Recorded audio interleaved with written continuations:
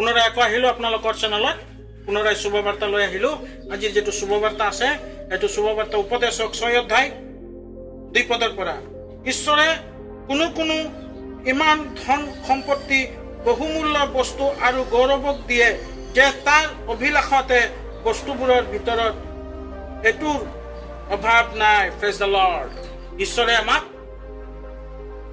আমাক বহুমূল্য বস্তু ঈশ্বৰে আমাক দিছে পৃথিৱীৰ যিমান অজস্ৰ ধন সম্পত্তি যিমান আছে সকলো ঈশ্বৰে দিছে আৰু আমাক অভাৱ নাই মোৰ প্ৰিয়সকল আজি আমাৰ অভাৱ নাই আমি নিজকে আমি ভাগ্যশালী ভাবিছো যে পৃথিৱীত ধন দৌলত টাকা পইচা যিমান আছে ঈশ্বৰে আমাক দিছে আমাৰ অভাৱ নাই আৰু আমাক অনেক ৰকমৰ ক্ষতি সম্পত্তি দিলে ল'ৰা ছোৱালী দিলে আমি কি ভাবো আমাৰ অভাৱ নাই ভাবিছো আৰু আমি অভাৱ নাই থাকাৰ কাৰণে আমি এই জগতত অনেক ৰকমৰ ডাঙৰ ডাঙৰ বিল্ডিং আমি সাজি আছো ডাঙৰ ডাঙৰ বিল্ডিং আমি সাজিছো আৰু ভঁৰালত আমি ধানো খুমাই ৰাখিছো ভঁৰাল বিলাকক ধানো আছে কিন্তু মোৰ প্ৰিয়সকল আপোনালোকে অলপ চিন্তা কৰকচোন আমাৰ এটা বস্তুৰ অভাৱ আছে কিনা নাই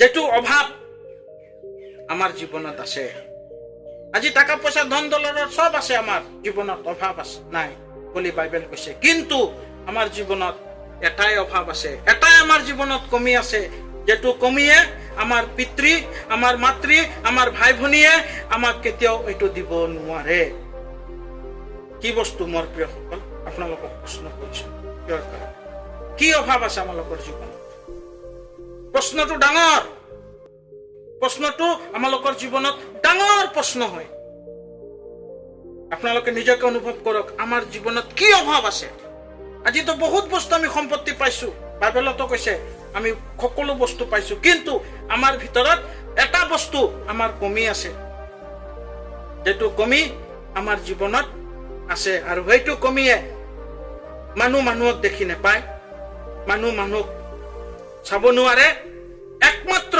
ঈশ্বৰে দেখা পায় যে আমাৰ ভিতৰত কি কমি আছে আৰু সেইটো কমি হল আমি ঈশ্বৰৰ বাক্যৰ অধীনত আমি নচলো হয়তো আমালোকৰ জীৱনত কমি আছে আজি ঈশ্বৰৰ বাক্যৰ অধীনত যদি আমি চলিম তেতিয়াহ'লে আমি ভাবিম যে আমি সম্পূৰ্ণ বস্তু পালো আজি আমি সম্পূৰ্ণ বস্তু পালো কিন্তু আমি এতিয়ালৈকে সম্পূৰ্ণ বস্তু পোৱা নাই পৃথিৱীৰ ধন সম্পত্তি দৌলত টাকা পইচা ল'ৰা ছোৱালী সকলো পাইছো কিন্তু মোৰ প্ৰিয়সকল এই পৃথিৱীৰ বস্তু পৃথিৱীত থাকি যাব কিন্তু এদিন যে ইয়াৰ পৰা যে এদিন আমি গুচি যাম তেতিয়া এই ধন সম্পত্তি বিলাকৰ অৱস্থা কি হ'ব আমি এইটোৰ কাৰণেহে আমি চিন্তা কৰিছো কিন্তু বাইবেল কি কৈছে বাইবেল কৈছে তোমালোকে এইটোৰ ধনী নহবা তোমালোকৰ ধন খাজু কৰিবৰ কাৰণে মই স্বৰ্গত গৈ আছো প্ৰেজ দ্য লৰ্ড স্বৰ্গত গৈ আছো আৰু তাতে তোমাৰ ধন আছে আৰু এইটো যে পৃথিৱীত যেটো যে আমি ধন সম্পত্তি কৰিছো এটো অলপ দিনৰ কাৰণে যিমান দিন আপোনাৰ এই দেহটো থাকিব যিমান দিন আপোনাৰ এই শৰীৰটো থাকিব তেতিয়ালৈকে আপুনি সুখ ভোগ কৰিব পাৰিব এই পৃথিৱীৰ ধন দৌলত টকা পইচাত কিন্তু যেতিয়া আপোনাৰ এইটো দেহ গুচি যাব তেতিয়া আপুনি ক'ত যাব মোৰ প্ৰিয়সকল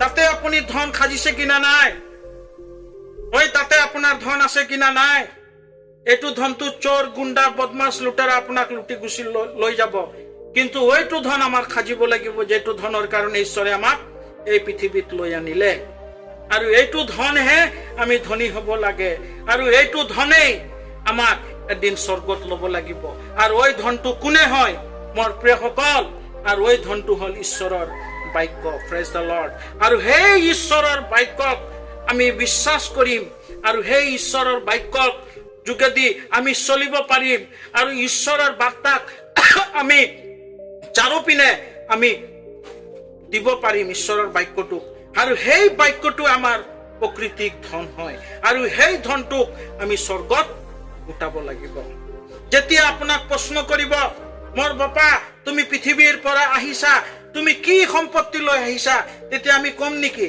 যে আমি পৃথিৱীত থাকি ফেলে পৃথিৱীৰ ধন দৌলত টকা পইচা সমস্ত বস্তু লৈ আমি আহিছোঁ, কিন্তু মোৰ প্ৰিয়সকল এই পৃথিৱীৰ টকা পইচা ধন দৌলত যিমান আছে আমি একোই লৈ যাব নোৱাৰিম। একমাত্ৰ কি যাব মোৰ প্ৰিয়, আমাৰ যেটো বিশ্বাস আত্মা আছে, বিশ্বাস আছে, যেটো বিশ্বাস আমাৰ ভিতৰত আছে, ওই বিশ্বাসে আমি এদিন স্বৰ্গত যাব লাগিব। আৰু সেই কথাটো তাক ঈশ্বৰৰ যেতিয়া বিচাৰ হ'ব, বিচাৰৰ জাগাত আমাক থিয় কৰিব, থিয় হ'ম। আৰু সেই বিশ্বাসৰ জাগাতে আমাক প্ৰশ্ন কৰিব, তুমি কি লৈ আনিলা? তেতিয়া আমাক সেইটো জাগাত আমাক জবাব দিব লাগিব, কি লৈ আনিলো। তেতিয়া আমি কম নেকি, সংসাৰৰ ধন দৌলত বিলাক লৈ আহিছো প্ৰভু, আপোনাক দিম। কিন্তু ঈশ্বৰে ক'ব যে বোলো নহয়, তোমাক কিয়াৰ কাৰণে পৃথিৱীত পঠাইছিলো? টাকা পইচাৰ কাৰণে, ধনী হবাৰ কাৰণে, অজস্ৰ ধন সম্পত্তিৰ কাৰণে পঠাইছিলো? তেতিয়া আপুনি কি জবাব দিব মোৰ প্ৰিয়সকল? আপোনাৰ কেতিয়া কি জবাব থাকিব আপোনাৰ মুখত? আপুনি কি তেতিয়া ঈশ্বৰে আপোনাক প্ৰশ্ন কৰিব, তেতিয়া আপুনি কি উত্তৰ দিব মোৰ প্ৰিয়সকল? সেই উত্তৰটোক সাজু কৰিব ৰাখিবৰ কাৰণে আমি ঈশ্বৰক গ্ৰহণ কৰিব লাগে আৰু ঈশ্বৰৰ লগত ৰাখিব লাগে। আৰু আমাৰ জীৱনত ঈশ্বৰৰ বাইবেলটোক আমি যতনে ৰাখিব লাগিব, ঈশ্বৰৰ বাক্যটোক আমাৰ হৃদয়ত ৰাখিব লাগিব। তেতিয়াহে আমি যাই ফেলে তাক ঈশ্বৰৰ ওচৰত থিয় হৈ আমি তাক জবাব দিব পাৰিম। তেতিয়াহে ক'ব যে মোৰ দাস, মোৰ মিত্ৰ, মোৰ দাস ক'ব ঈশ্বৰে। আৰু যদি এইটো জবাব দিব নোৱাৰিম, তেতিয়া আমাৰ জীৱন কি হ'ব? আপুনি অলপ অনুভৱ কৰিছে আমাৰ জীৱন কি হ'ব? যেতিয়া আমি জবাব দিব নোৱাৰিম, তেতিয়া আমাৰ এই দেহটোক অনন্ত কলীয়া আগুনত জ্বলাই দিয়া হ'ব। আৰু যদি আপুনি জবাব দিব পাৰিব, এই অনন্ত দেহটোক এদিন আপুনি স্বৰ্গত বাস কৰিব। আৰু তেতিয়াহে ঈশ্বৰ আপোনাৰ ওপৰত সন্তুষ্ট হ'ব আৰু যুগে যুগে এই স্বৰ্গত থাকি ঈশ্বৰৰ স্তুতি আৰু আৰাধনা কৰি থাকিব পাৰিব, হালেলুয়া, প্ৰেজ দ্য লৰ্ড কৈ থাকিব পাৰিব। আৰু যদি আপোনাৰ মুখত যদি ঈশ্বৰৰ এটা বাক্যও যদি আপোনাৰ মুখস্থ নাথাকে আৰু পৃথিৱীত কি কৰ্ম কৰিছে এই কৰ্মটো যদি আপুনি ক'ব নোৱাৰিব, তেতিয়া অনন্ত কলীয়া অগ্নিত আপুনি জ্বলি থাকিব। তো এইটো বিচাৰিছেনে মোৰ প্ৰিয়? যদি বিচৰা নাই, তেতিয়াহ'লে আমি বাইবেল পঢ়াটো আমাৰ উচিত, প্ৰাৰ্থনা কৰা আমাৰ উচিত, ঈশ্বৰক ভয় ভক্তি ৰখা আমাৰ উচিত। আমি সদায়ে আমি প্ৰাৰ্থনাত ভয় ভক্তি হৈ থাকিব লাগিব। আৰু ভয় ভক্তিহে আমাক এদিন ঈশ্বৰে আশীৰ্বাদ কৰিব, এদিন এই বৈকুণ্ঠ ধামত আমি থাকিব পাৰিম, এই বৈকুণ্ঠত ঈশ্বৰৰ লগত একলগ হৈ থাকিব পাৰিম। আৰু যদি আমাৰ ভিতৰত যদি একো জবাব দিব নোৱাৰিম, তেতিয়া অনন্ত কলীয়া আগুনত আমাৰ মৃত্যু হ'ব, আমাৰ দেহ আগুনত জ্বলি থাকিব। আৰু তাতে কোনো ডক্টৰ বা কোনো কবিৰাজ আমাক বাচাবলৈ নাহিব।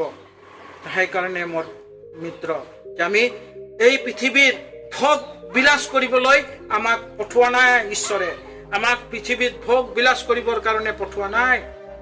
আজি ডাঙৰ ডাঙৰ দালান, ডাঙৰ ডাঙৰ ঘৰ, ডাঙৰ ডাঙৰ বিল্ডিং, বহুত টাকাৰ মালিক দানলবত খোৱাৰ কাৰণে আমাক পঠোৱা নাই। আমাক পঠাইছে কি? আমাক কোনটো মোনা ভৰিবলৈ কৈছে ঈশ্বৰে? আত্মিক মোনা, প্ৰেজ দ্য লৰ্ড। আৰু সেই আত্মিক মোনাহে আমাক এদিন স্বৰ্গত ল'ব। যদি আপোনাৰ মোনা খালী আছে, তেতিয়া আপুনি স্বৰ্গত যাব নোৱাৰিব। আৰু যদি আপোনাৰ মোনা ভৰি আছে, তেতিয়াহ'লে আপুনি স্বৰ্গত যাব পাৰিব। তো সেইকাৰণে মোৰ প্ৰিয়, আজিৰ যি বাৰ্তা দিলো, আপোনালোকৰ প্ৰশ্ন দিলো, নিশ্চয় আপোনালোকৰ প্ৰশ্নৰ ভিতৰত আপোনালোকৰ উত্তৰো পাই যাব বাইবেল পঢ়িলে। আৰু সেই উত্তৰেহে আপুনি তাত যাই দিব লাগিব। আমি প্ৰকাশিত বাক্য যদি পঢ়িম, তাতো একে কথা লিখা আছে, নতুন পৃথিৱী পুৰণা পৃথিৱী কি হ'ল? ধ্বংস হ'ল, আৰু পুৰণাই নতুন কৰি পৃথিৱী সৃষ্টি হ'ল। আমি যদি প্ৰকাশিত বাক্যত পঢ়ো, তো আমি সেই পৃথিৱীত থাকিবৰ কাৰণে আমি নিজকে প্ৰস্তুত কৰিব লাগিব আৰু প্ৰভুৰ বাক্য মোনা ভৰিব লাগিব। তেতিয়াহে আমি ওই নতুন পৃথিৱীত থাকিব পাৰিম। আহক আজিৰ যি বাৰ্তা দিলো, আৰু সেই বাৰ্তাৰ যোগেদি আপোনালোকে নিজৰ নিজৰ মন পৰিৱৰ্তন কৰক, আৰু লগত এই বাৰ্তাটো সেইজনক শ্বেয়াৰ কৰক, আৰু লগত লাইভ দিয়ক।